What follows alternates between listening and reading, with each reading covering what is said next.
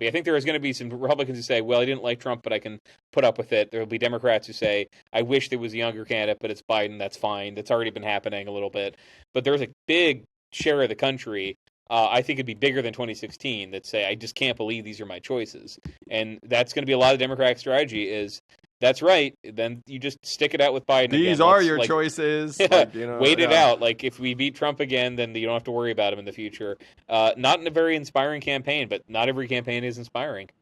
Let's say that Joe decides to, or not decides to, either decides or, has it decided for him where it's like, okay, it's next March and he's got a health problem, and people looking up saying, oh, snap. So the DNC, Jamie Harrison right now. So the DNC has already come out and said not having primary debates, like RFK, Marianne Williamson, not legitimate, tough luck, essentially. Those debates, if they existed, would be happening later this summer, like this year. So by next March, it would already have been like essentially a debate-free season. There might have been some states voting, and then Joe gets the votes, wins, let's say, in the current world. But then he has a health problem. And Jamie Harris and the DNC are like, oh, snap. Like, we can't run Joe in the general. Look, it would have to be led by the vice president. And that's one even stranger. I mean, the fact of a 80-year-old president being in a discussion of whether he's too old is not, it's new, but it's you explain to somebody from Mars, they'll say, well, that makes sense. I don't know. Well, I guess years pass differently on Mars, but they would get the gist. Martian years. They would translate into Martian years and be like, hey, that's old. But that's the part that's the most vexing for Democrats is that Kamala Harris, first female vice president in history, no one's ever made it this far, would be the first female president if she was nominated and wins. And the conversation in elite Democratic circles and in, I think, the county party level is, oh, we just don't think that she could win, so we need to think of something else. You can't just ignore the Vice President Kamala Harris. If something were to happen with Biden, she would be that is the Vice President's role. She would be the heir apparent. I think it'd be a discussion of. I don't think the party.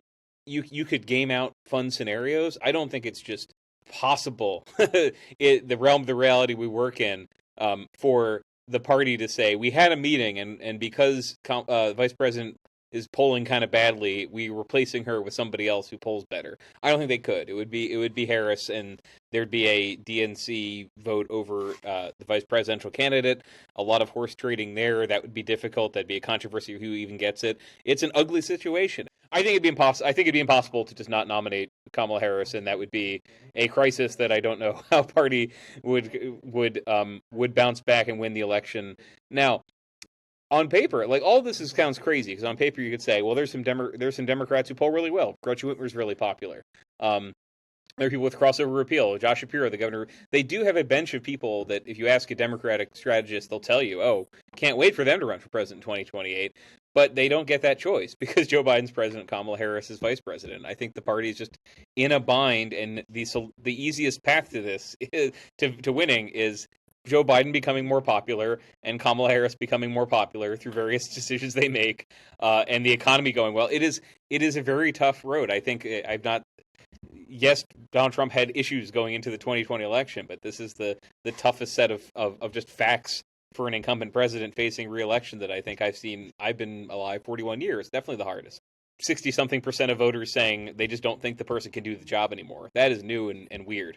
Well, we all know that the voters vote at the top of the ticket. And I'm going to say to you, even though you're saying, and, like a lot of people saying what you're saying is like, look, they can't just bypass Kamala. But to the average American, they're like, Kamala, like President Kamala, I wasn't pumped about Veep Kamala, like this President Kamala thing. And polling bears that out. I'm going to say I think Kamala loses to Trump. I can see the case where Joe can eke it out.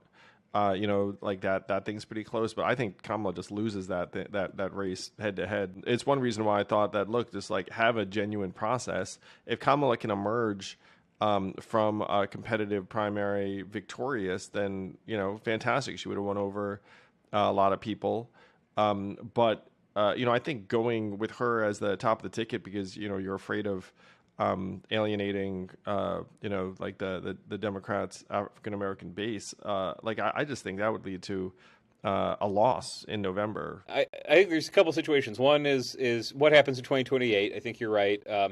But public opinion is movable. But I don't want to do even. This is very fun speculation. But the one thing I think I thought about that is not obvious is, yeah, what would happen? Because this happens at the lower level. There's somebody who's lieutenant governor, and nobody thinks the lieutenant governor could win on their own or handle the job. They come into the job. People say, well, I have complicated feelings about how the governor resigned or the governor died or the governor took another job. But this lieutenant governor is really putting it together in a way that surprises me.